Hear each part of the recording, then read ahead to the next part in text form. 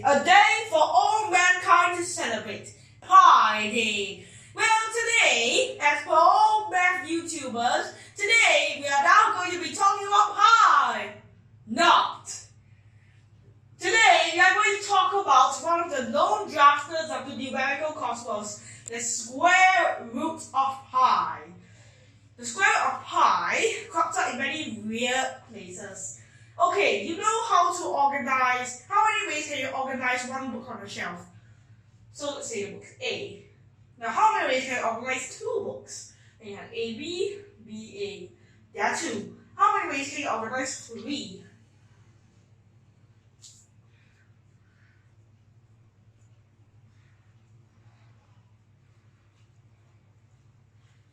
There are 6 ways to do it. With 4 books, there are 24. With 5 books, there are 120, and so on.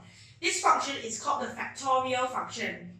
And let me tell you something. There's another continuation of the factorial function, a continuous variant of it so that it doesn't look discrete at all. It's called the gamma function. So that means it has this relationship that the gamma of x equals to x minus 1 factorial. Pretty cool, huh? Now, let me tell you that the gamma of 3 halves equals to half factorial.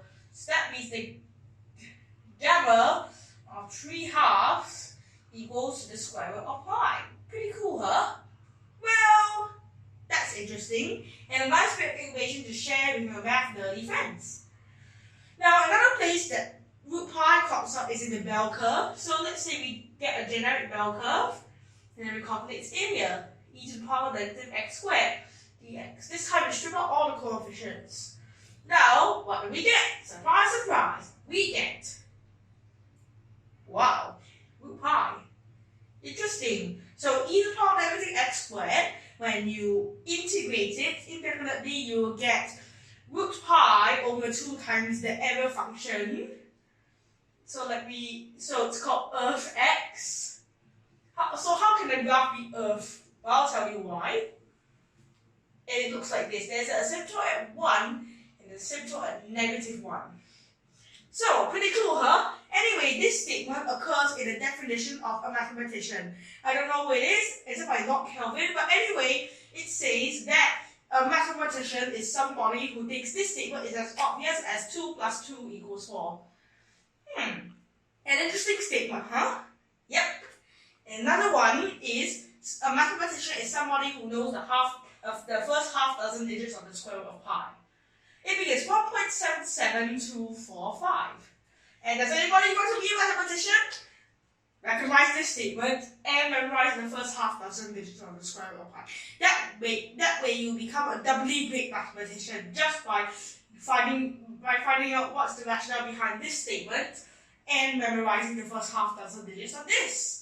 Well, root pi is such a mystical number, and I hope you explore more properties of the mystical square root of pi. It's so good, in fact, it deserves a trophy. So let me draw a root pi trophy. Sorry, I'm bad at drawing. So there, our own root pi trophy given to the Best Outstanding Number Award.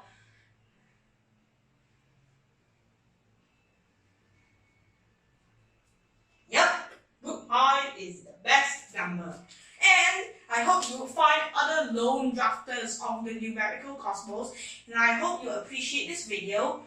And by the way, I'm now wearing a pi shirt. Well, it's not a square root of pi shirt, which will make it far more interesting for me. But pi is 3.14192653897, and so on, and I've memorized the first 103 digits. Goodbye!